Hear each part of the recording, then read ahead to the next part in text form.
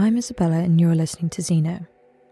Each month I have conversations with people from all walks of life about their personal stories of home, identity and the search for belonging. Dr. Noreen Masud, welcome to the show. It's an honour to have you here and I'm so excited to delve into a flat place. And I'd love to start by asking, how do you describe yourself and what you do? It's so lovely to be here. Thank you so much for having me. The idea of description is always very interesting to me because I often have to write these bios for events where I give a kind of official version of myself. And that bio reads, Noreen Masud is a lecturer in English literature at the University of Bristol, an AHRC BBC New Generation thinker, which means I make programmes for radio, and a creative non-fiction writer. I've got 2 books out. The first is an academic book called Stevie Smith and the Aphorism, Hard Language, came out in 2022. And my second is what I call my memoir travelogue, A Flat Place, that came out last year. And the reason I introduce myself that way, seeing this as the official bio, is one of the things I'm really interested in this book, is how we might belong or not belong in language or in words, and the ways in which we can get quite hung up about finding a language or a set of words that describes us accurately, in which we belong absolutely. And I think of it as a kind of skin-tight outfit. But I'm increasingly interested, I find, in a belonging in an oversized sense, or in an itchy sense, or in a rattly sense, and something imperfect. And we don't get sort of hung up on the intricacies of how we might belong in a precise way, to be interested in a capacious idea of belonging, and language being a part of that. Wow, what a wonderful way to orient us in this conversation, this capacious sense of belonging and the inherent inadequacy of language. Yeah. I think a perfect question to follow that would be, what languages have you found home in? Oh, it's such a good question. There are so many different ways of understanding language, aren't there? So I live in a strange state of exile from language. I was born in Pakistan, raised there, but in a very strange set of circumstances, which meant that despite spending the whole of my, until I was 16, I lived there and I was born there and I grew up in a Pakistani household with a Pakistani father, I never became fluent in Urdu. So my father's languages were Urdu, Punjabi and English, but I was kept in a state of exile from Urdu. You can hear my accent. It is perfect, almost laughably stereotypical English accent, but it bears no relation to anywhere I've ever lived because it is my mother's accent. And we grew up in confinement, essentially, with her. And so I have her accent, and I have a sort of bitty, full of holes access to Urdu, because children learn language very rapidly and deeply. So I feel like inside me is the fossils, like the deep bones of Urdu. I would not exist in the same way without those deep bones of Urdu inside me. But as soon as I try and speak, I have a very physical reaction. It is as though a hand is around my throat, stopping me from breathing. And so it's just something that lives inside me and I can't articulate or express. It is a language that lives in me, but to which I do not belong and from which I'm forever exiled. And it's my greatest sadness of my life that I'm not fluent in Urdu, and I feel a lot of anger that I was kept from that. There's so much richness in that. I wonder, what role does literature have for you? What role does poetry have for you? Literature and poetry have been a home. Where nothing else made sense in my life, it was a very strange environment to grow up in. It was an unusual environment for Pakistan. That's an important thing to say. It was not a typical Pakistani upbringing. I always feel I have to say that because people can jump to wrong conclusions. But where everything around me was scary and precarious and made no sense. There was strikingly a real discrepancy between what I could see to be true, what I knew to be true, and what I was told. Where in the face of all of that, literature was a place where things made sense, or the kind of sense they didn't make was familiar. I found a home there. Because what makes literature is those ambiguities, those goings against the grain, and literature gave language to the things in my life that didn't make sense. So literature is where I have lived for a very long time. And not just the content of literature, but the sound of literature. My mother remembers me at the age of, I think, 4 or 5, reciting a poem to her that I had memorised. And it's something about that rhythm, something about finding a home in that rhythm and being held up by it. I often feel on a bad day that I am held up by rhythm. And the sounds, I'll get in my head an earworm, and usually an earworm is a line of a song. For me, an earworm is most often the line of a poem. And sometimes I have the sensation that I can remember the rhythm and not the line itself, and that drives me wild. So literature is my home. That's wonderful. It's so hard for me to particularize what I experienced in reading A Flat Place, and it's so hard for me to pull apart all the threads of significance that I found in reading it. At the very end of the book, when you express, the meaning that's inherent in language for you, and this play on words like the word to be in Urdu, and how that led you to the word hair. Yeah. I found that to be such a beautiful embodiment of language, and you could feel yourself living fully in the language. And I wonder if you could maybe talk a bit about your creative process, your inspiration from literature, being embodied and disembodied in nature. How do those things all fit together in your creative process? It's such a great question, and I always feel sort of a bit abashed when I answer it, because I feel to do justice to such a question, I should have a big strategy. There should be a sort of well thought out theory behind it that I apply. But if there is any process, it is something which is deliberately sightless, which is deliberately ignorant. It's a very lovely experience to me to write this sort of creative nonfiction. In my academic work, my rational brain is always at the very top. It's always at the forefront. My marshalling, formal, respectable, outward-facing brain is always at the top, having to perform. I think that with creative nonfiction, I have the privilege of becoming very stupid. I have the privilege of becoming a being that gives up on word, finding the right way to be understood, the right way to be accepted, stops being a priority. In my creative nonfiction, in my mind, what is bubbling up all the time, what interrupts me when I try to speak to other people and I try to do my academic work, are images, they are sensations. Sometimes they just feel completely rationally disconnected from what I'm talking about or what I'm looking at. But I know that they make a kind of sense that traditional forms of discourse cannot accommodate. In my creative nonfiction, so if I have a process, it is of giving into that stupidity. And I know I'm using that word with quotation marks because I don't think it's stupid. So I will say, I'm doing this, and then suddenly this is the poem that comes into my head and it has no relationship. Or this is the image that comes into my head and I'm just going to give it to you. And I'm going to trust that in that juxtaposition, there is some kind of meaning that I am not going to arbitrate.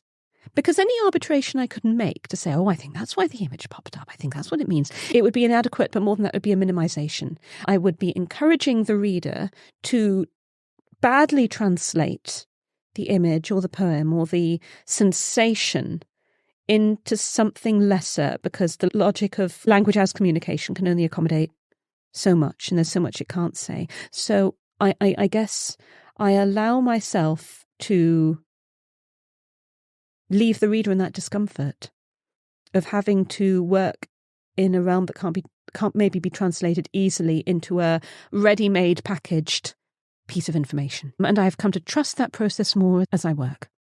What you've said is so important. The importance of not making our stories easily digestible, yes, or easily consumable. Good, exactly. And I think what drew me to your story in particular and your memoir, Flat Place, would be informed by my experience as well as being someone who lives with complex PTSD, which you talk about in the book, and you caveat that everybody's experience is unique and you are writing specifically about your experience and your story.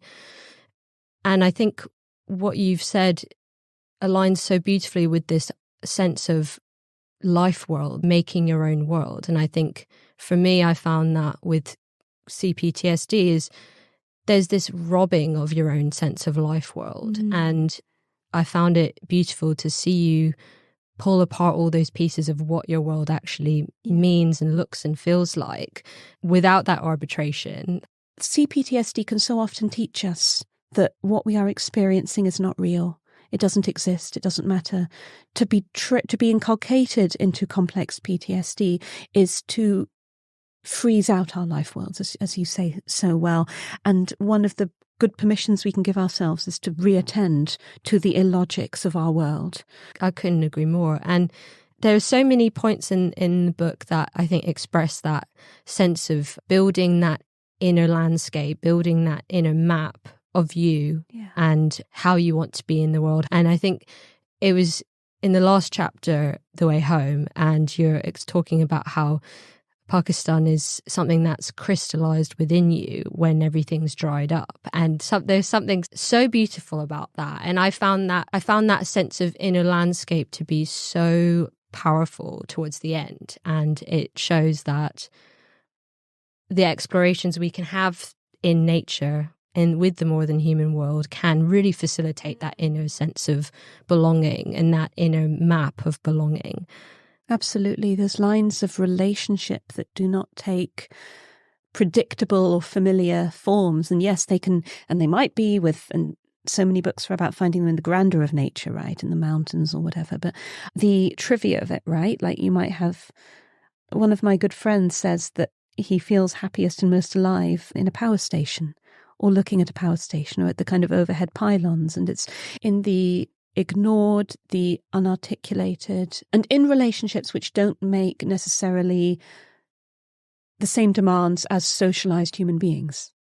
One of the themes that spoke to me in the book as well is about kinship with the more than human world, and that being inclusive of non-human animals.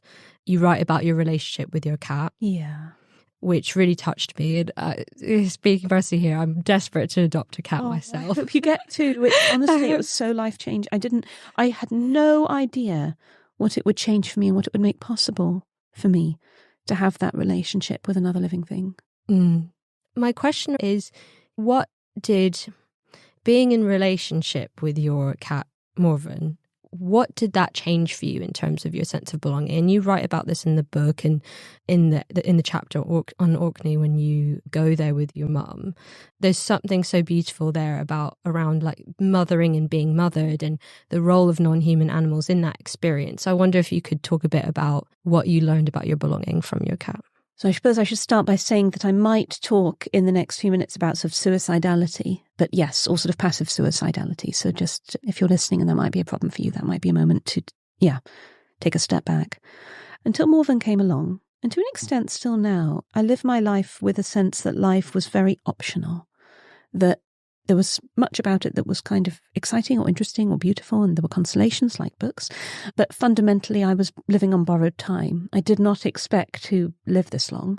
I thought I would be certainly dead by 25. There are two very concrete versions of my life, and one of them is this life, which could never have been expected. But in the expected version of my life that I grew up with, I was married by 22, 23, certainly 24, probably to one of my father's protégés, somebody who was subservient to him, maybe not very clever, maybe not very kind. I would have had 3 children by the time I was 30, and life would be unlivable. And, I should specify, I would have been married to, the person I would have been married to would have been a man, and that would not have been tolerable. So my sense of life as something that was very contingent and very temporary, and the only way of coping with it was the possibility of having the inalienable right to take myself out of it at any moment, just as soon as it became unbearable. And to an extent, I still do feel that.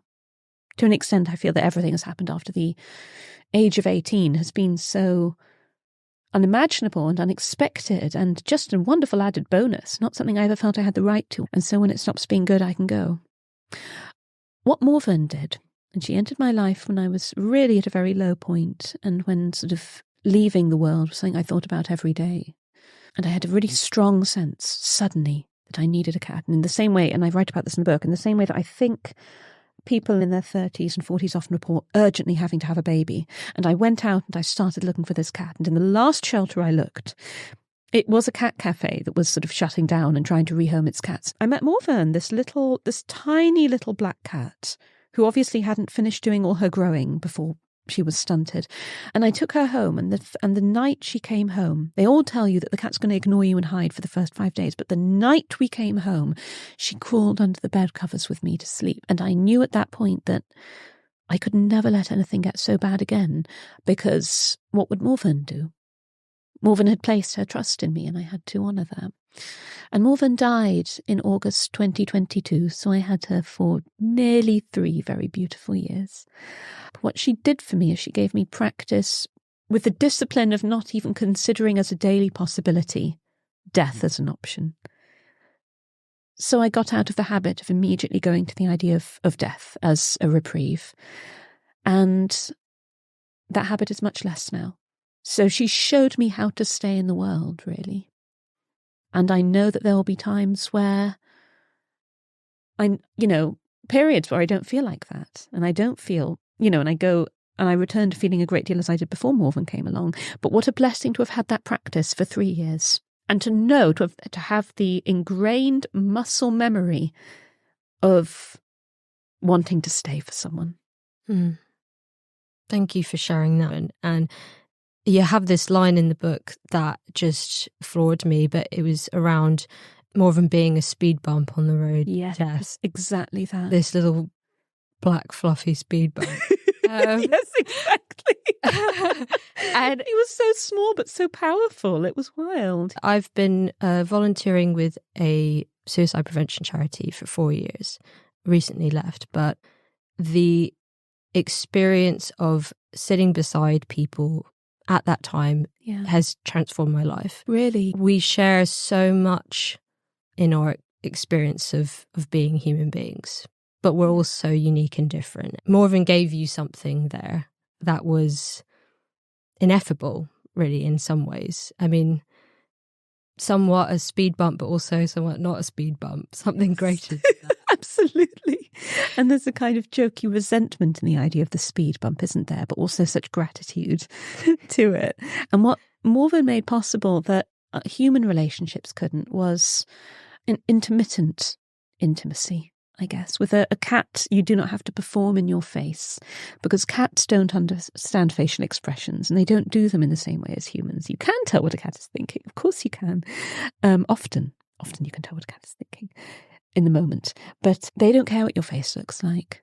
They care what the sound of your voice is like. They care how you are moving as you approach them. But you can have the joy and the bliss of a blank face.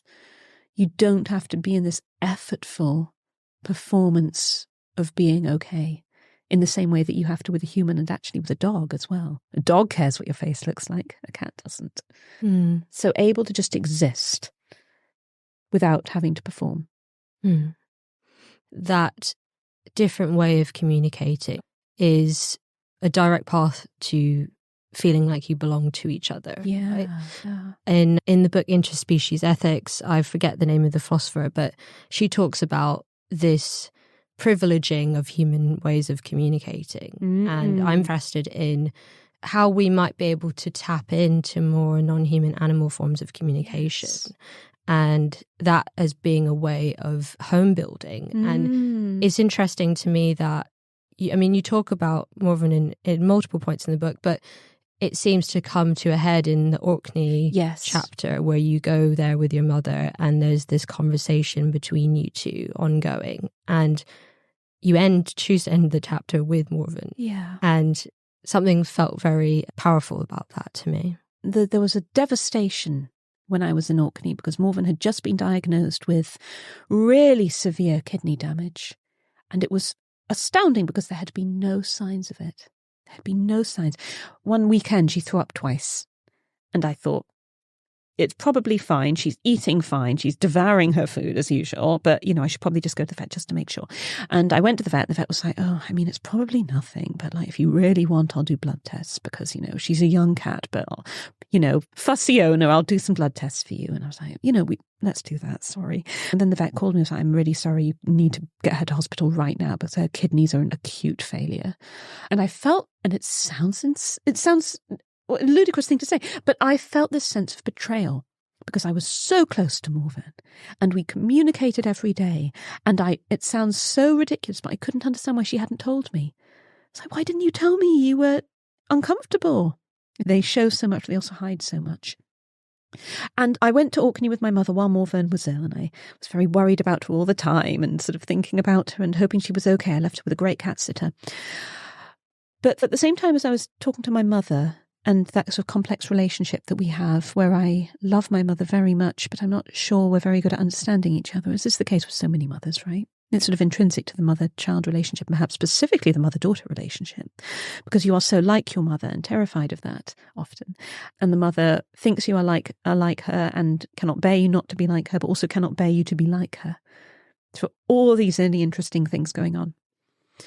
And that sense of loving my mother but not understanding her was really mapped for me onto the way that I came, in the end, the way I came to terms with the fact that Morven loved me but needed to keep something secret because that was who she was. It is not safe for cats to show that they are not well because they're not pack animals. If they show they're unwell, they're going to die. They're going to become vulnerable to other predators, or they're going to be, I don't know, abandoned or whatever.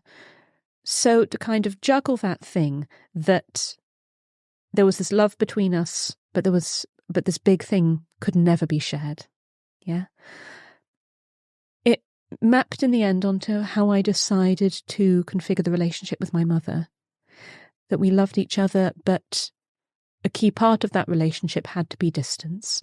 In the sense that there were things I could not understand about my mother, and things that if I tried to understand, I could only understand in my language, on my terms, which would be, I think, for her a kind of imposition, a kind of act of violence, a kind of act of reduction, or maybe displacement.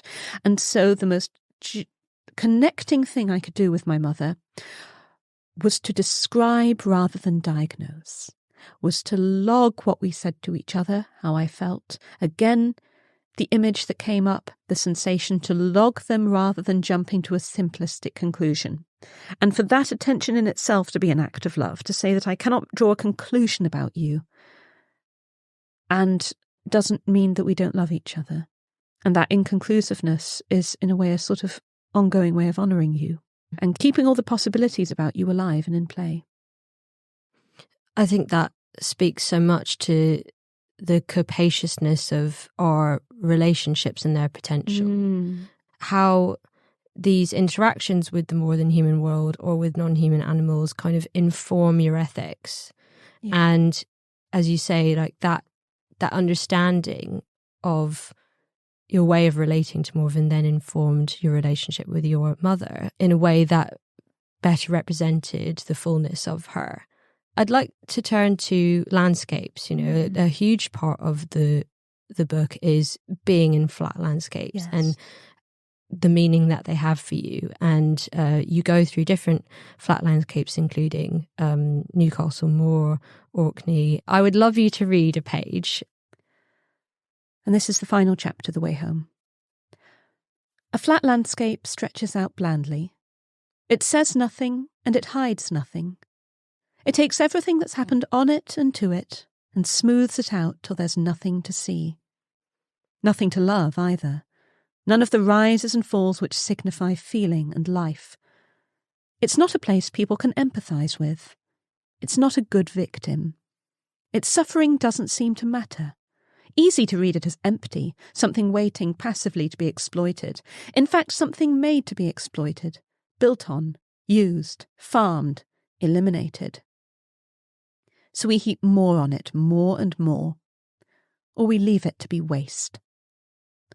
Landscapes are the site of so much pain, and flatlands are no exception. Pain's been compacted and trodden into them over hundreds of years.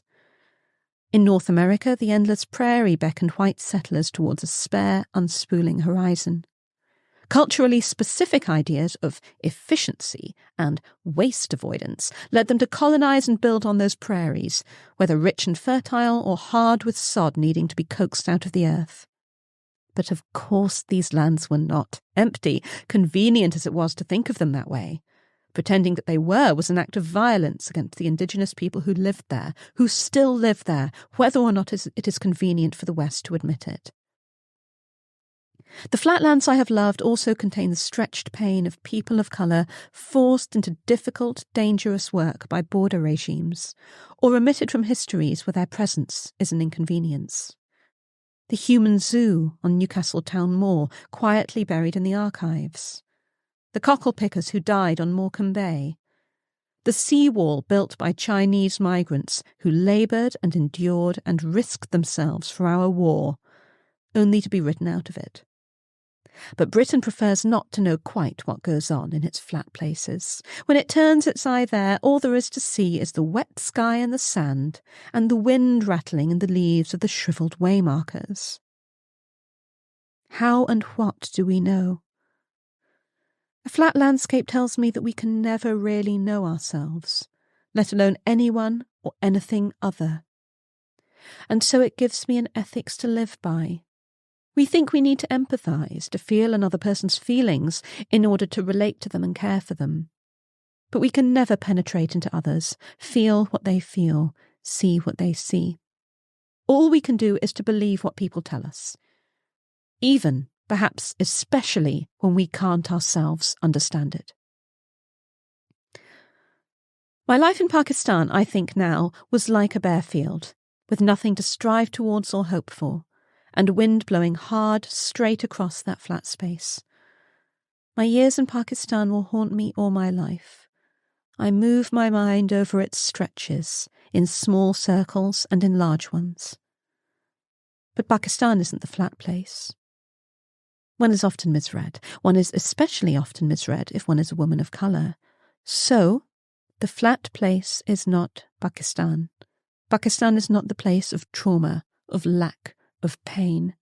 The flat place is what happens when one's reality is at odds with that of everyone else, when one's truth comes starkly into contact with a world which denies it, which cannot see it.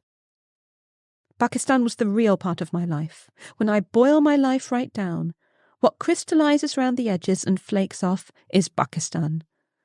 That was where the things happened which British people don't want to think about. The gardener who was tortured by the police, big blocks of wood dug into his calf muscles at the corners till he screamed. The children picking through the rubbish heaps. Children with polio. Children with missing limbs. Children with burns over half their faces, leaving one wide, forever open eye. Children who were much, much worse off than I was, than I would ever be. This violent, hateful world is as real in Britain as it is in Pakistan. It happens in Britain right now, as well as in the places Britain left in pieces when it had finished playing out its imperial fantasies. But Britain still won't let itself know that. One thing that really speaks to me there is this sense of explaining what has been invisibilised and how the stories of people from the global majority get invisibilised and how in the diaspora or part of the global majority, our stories are often rendered meaningless, seemingly meaningless. And it's funny, I have this question that I normally ask people around, what would it look like or feel like for you to go as you are without being questioned? And I feel like this excerpt answers that in a way. The flat landscape as it is represents the depth of your inner landscape. I'm really interested in this concept of deep ecological listening. And I think you do that so beautifully in the book. And I really, really encourage everyone to read it because I think it just speaks to that practice, because it is a practice. It's something really radical. There's no clear way of doing it, but you've done it in your own way. You talk a lot about bones. There's this, and your interest in objects and this animist love. This concept of writing the bones of you, what does that look like? And so there's this moment in Orkney where you and your mum are touching bones together, and there's something so powerful about that. And what objects would a museum of your belonging contain and why? Oh, a wonderful question. I feel like it would be a very cluttered museum. I feel like it would be really messy. And because my spaces are always messy with objects that... Oh dear. I think there would be lots of bones. There would be lots of stones. There would be places. There would be lizards from the wild. Somehow there are lizards here in this imagined museum, because maybe it's in Pakistan or maybe it's in a place where all the animals come together. There would be lizards creeping in, like gypgalies, we used to call them in Pakistan, geckos on the walls, but there would also be foxes coming in. I don't know how that's possible because you don't get red foxes in Pakistan in the same place as a gecko, but they would all be there together, worming in and out. There would be spaces where animals could get in and plants could grow inwards. There would be somehow mistletoe. Parasites. I like the idea of lots of parasitic plants sort of climbing over both the inside and the outside walls, and things getting in where they're not meant to be. And little ecologies, right? Like things being murdered and murdering each other in their small ways. Because one of the things that is so deeply important to me is knowing that we cannot live in the world without being damaged or without causing damage. Any alternative model is hypocrisy, it's denial. We just have to be deliberate as we can about what damage to give and take, and to acknowledge the damage that we do and try and make amends. We can never live without doing damage. So the museum would reflect that. And there would be lots of chairs, because I have a lot of pain. There would be lots of chairs you could sink into, and sofas and beds. There would be so many beds. You know, you would nap next to the museum objects, I think, and you would wake up and look at them and go back to sleep. So there'd be a kind of intermittent sort of rhythm of attention. I'm just describing my perfect museum, the museum of my belonging. In the museum as well would be all the mugs with half cups of coffee that have dried up and become... I have a mug in my office at the moment that I keep coming and looking at it, and I haven't washed it yet, and the coffee in the bottom has folded into a kind of autumn leaf. I didn't know it could do that. It has dried and puckered and curled inwards, and it's not gone mouldy. It's done something totally different, and I'm fascinated to see how that continues. So it'd be a lot of abandoned mugs, all doing wild ecological things. But there would also routinely be the beautiful friends who come in when things get too chaotic, and periodically there would be an art piece, I think, where the mess and the chaos and the animals all reach a sort of certain point of frenzy, and then the beautiful friends come in and help, and they clean all the mugs with me or for me, and they don't exclude the animals, but they maybe make space for other things to happen within that chaos. And they make little islands of peace and quiet. Because my book is dedicated to my friends, and my friends who live with me, whether or not with me in many ways, literal and not literal, and who are not interested, I think, in understanding me in the most generous, beautiful way. They don't need to understand me, but they accept me and they enjoy me, and they think continually of ways to make my life more livable. I have one friend who, whenever he comes round, simply does my washing up. You know, I'll take my eyes off him for a second and he'll wash my dishes. These acts of love and never judgment. Yeah. So I suppose it would be a sort of... The museum of my belonging would be a sort of ever-evolving, feverish art exhibit of chaos, with lots of beds in it. Thank you for that. I mean, what a rich vision there. I want it now.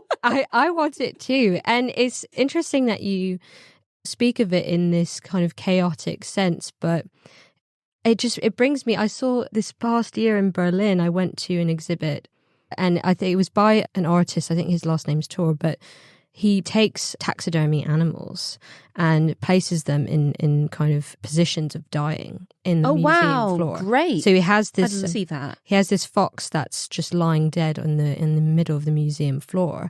And there's something so eerie and yet so powerful about placing nature in a position of dying in a space like that.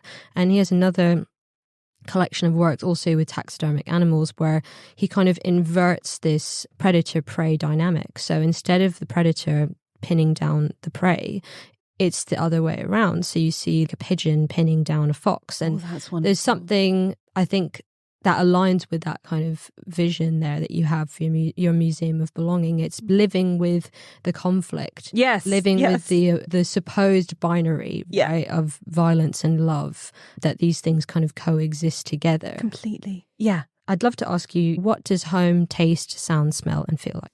It tastes like salt. It tastes like the salt of, I guess, the sea.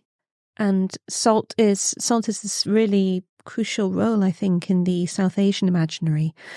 You can't live without salt. In Pakistan, it's a constant battle to keep salt in you all the time because it streams out of your skin in the heat.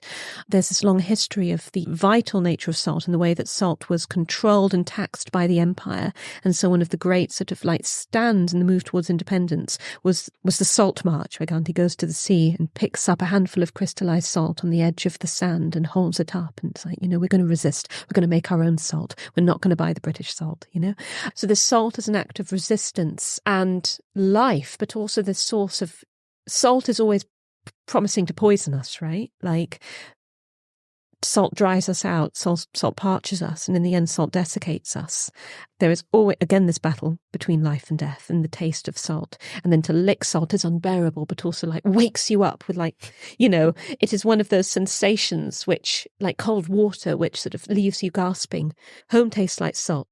Home smells to me like there is a scent of somebody's hair, and I don't remember what person it is.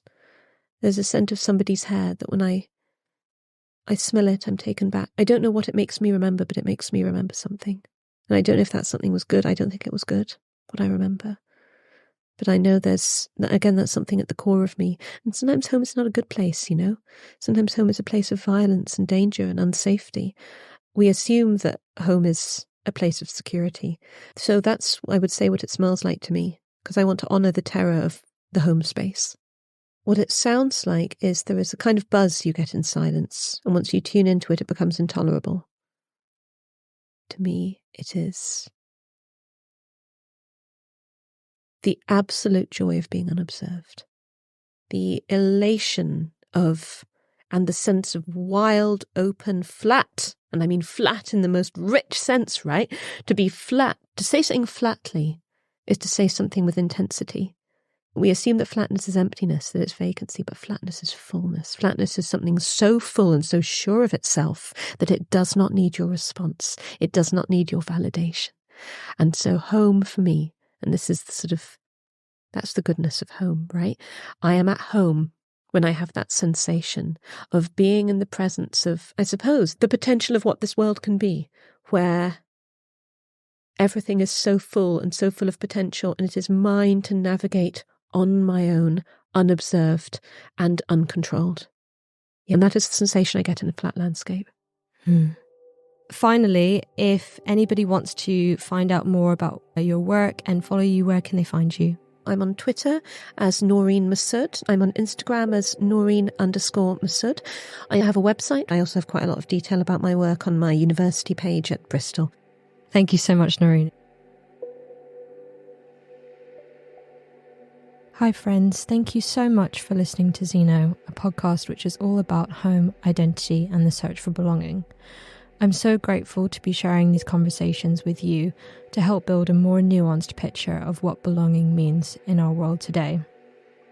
Our theme music is by Alix Julian Edwards, and our branding is designed by Somewhere Off Grid. If you want to find out more about our upcoming episodes or receive more resources on crafting your sense of home and belonging, you can subscribe to our newsletter at xenocast.org or follow us on Instagram at xeno_pod. I'd really appreciate it if you could share our work with other people, share it with friends who you think might resonate with our message, and rate and comment on our podcast on either Spotify and Apple Podcasts. Thank you so much for your generous attention and for listening to our stories.